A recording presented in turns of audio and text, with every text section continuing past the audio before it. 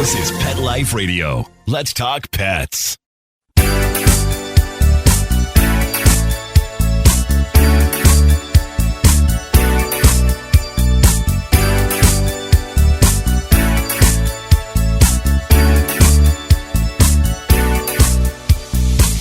Hello, you're listening to Animal Party on Pet Life Radio with me, Deb Wolf, and I am trying to book a spokesperson from the fur bearers to come talk to us about the raccoons and the bears and the cougars and all these animals that keep coming up in my podcast because they keep coming up in the news. So I am trying to get that expert on, and in a future show, I will have someone representing the fur bearers to talk to us about the details of how we can coexist with these animals better, beyond just putting away your food and your garbage and the usual stuff we hear about. They've got lots to tell us. So we'll have them on a future show. And for now, I wanted to tell you, I've got a bunch of things to talk about today, actually.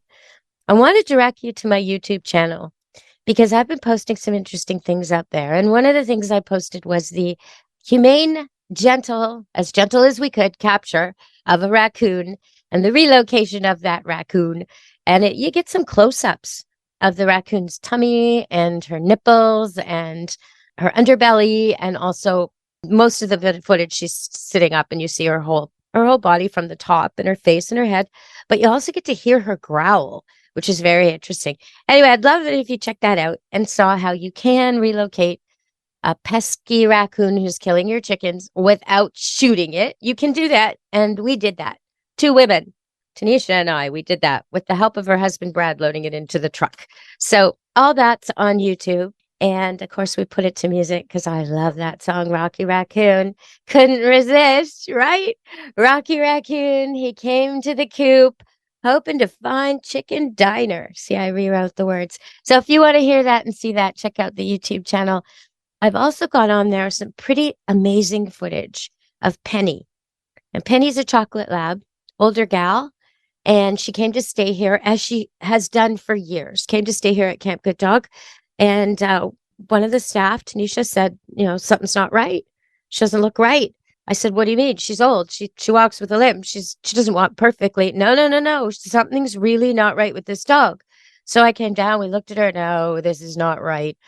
If you notice your dog is not right, if it's just extremely unusual all of a sudden, don't wait. Don't say to yourself, oh, well, we'll see if this resolves by tonight. That's a bad idea.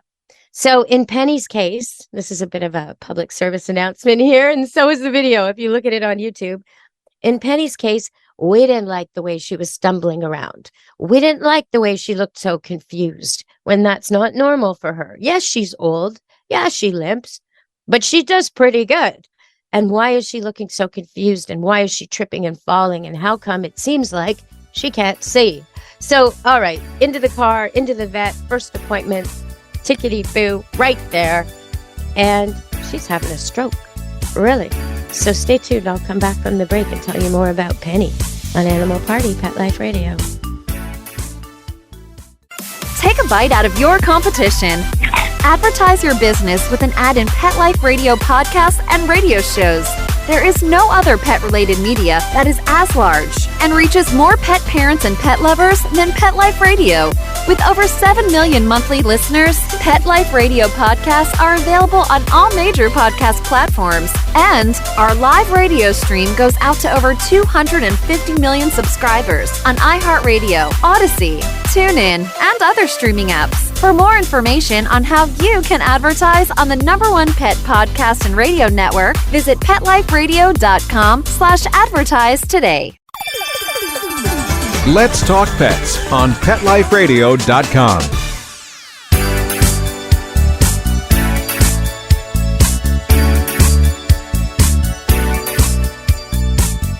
Hello, we're back on Animal Party, Pet Life Radio. So I get back to the vet, and we unload Penny, and I have to go in and ask someone to carry her, because even though I could probably carry her myself, I don't want to jostle her. She's really confused. She's flailing around my back seat, even though normally she loves the car. And I put her in the back seat on purpose because it's more contained. They were less likely that she would get hurt.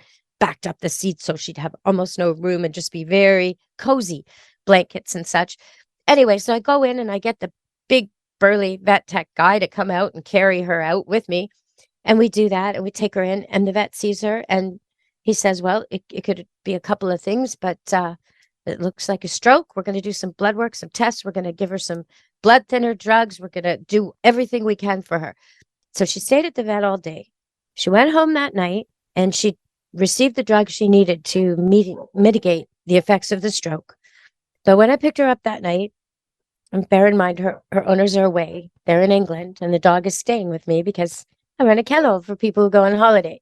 So I've already called them a whole bunch, and they know this is going on. They've talked to the vet themselves and okayed all the treatment and all that. So I pick her up that night, and I bring her back to my place, and her eyes are moving back and forth, almost like the way your printer cartridge case moves to the left, to the right, to the left, to the right, to the left, to the right, back and forth, both eyes at the same time, boom, boom, zoom, zoom, and they're completely white. So it seems she's going to be blind. And the vet tells me she's going to be blind.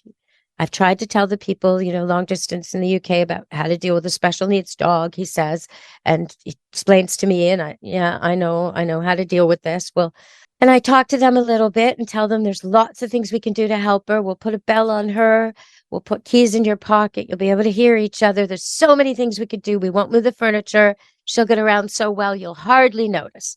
I try and make them feel better about all this because it is possible. I've had a dog who went blind and did just fine. People used to tell me, that dog's not blind. And I'd say, toss him a treat and you'll see, because it would hit his face because he could not see the treat. He was blind, and yet he ran around full speed in places that were heavily scented, like places dogs run. So he did great. So I was trying to cheer them up about all that. And I took Penny home and took care of her for the night, and then, monitored her all night, and then took her back to the vet the next day. And now she's looking different. I'm looking at her, and her eyes don't look white anymore. And they're actually brown, and they're not going back and forth. They're steady. I swear she could see. So I go to the vet. Is it possible her sight could return? And he said, it's very unlikely, but it is possible. And that's what happened. So Penny can see now. I mean, it's like, I can't believe it. It's like that song, Amazing Grace, was blind, but now I see. Different meaning, but still, it's just, I didn't expect that. I did. I really knew that getting her to the vet was the right thing, and getting those meds into her was the right thing, and caring for her like that, taking her back to the vet was the right thing, because the next day she had more treatment and tests. And, by the end of the day, she was looking amazing. So almost like her old self, quite honestly. She gets stressed at the vet, so we had to account for that. She'd be panting and a little bit worried when she was at the vet each time. But aside from that, this dog just looks like any other old lab now. So I want to let you all know that, because check out the video. You'll be able to see what a stroking dog looks like. It's not what you think. It's not like a seizuring dog. There's not a lot of shaking or tremoring or anything like that.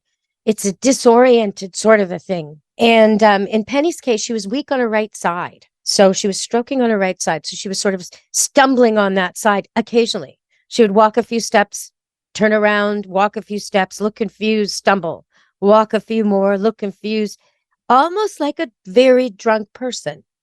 If you see that, go to the vet right away, because your dog's life, your dog's sight, your dog's mobility relies on it. All right, I'm going to go to break, and we'll talk about some more things after the break. Stay tuned on Animal Party, Pet Life Radio. Molly, here's your dinner. Zeus, that's not your food. Don't let that happen to your precious cat. Elevate your cat's eating experience with the Cat Tree Tray.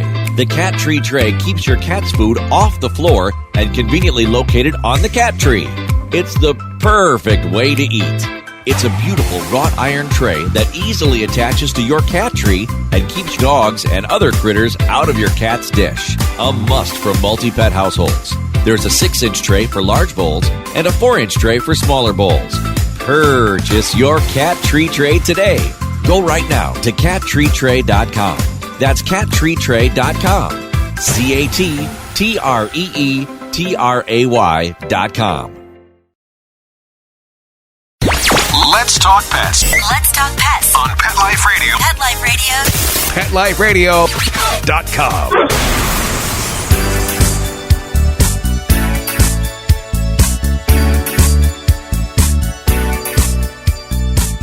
Hello, you're back on Animal Party Pet Life Radio.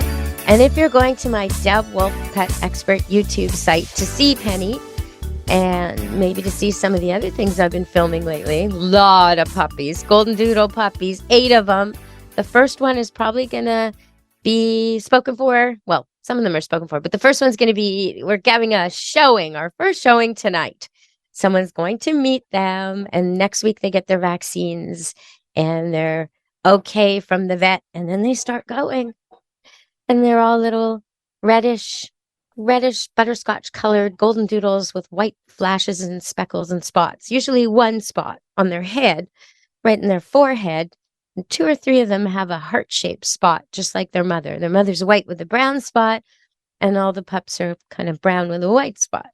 Very cute. So you can check those out at Deb Wolf Pet Expert on YouTube, as well as Penny, and what to look for with a stroke, and the raccoon footage. And I've put some other things on there, like if your dog sits on your straw hat, how you can get it back in shape. And I'm going to do a wasp prevention one. Got these terrible wasps. They're big and they're nasty. And they make these long, narrow nests inside tubes and posts and poles. So if you have metal fencing anywhere and then the pipes are hollow, they get in there. And then some kid shuts the gate and boom, it's nasty. And the entire hive empties out of every opening in the fence. It's just terrible. But I have a really quick solution to that. No chemicals, nothing. It's so easy, and I'm going to demonstrate on YouTube.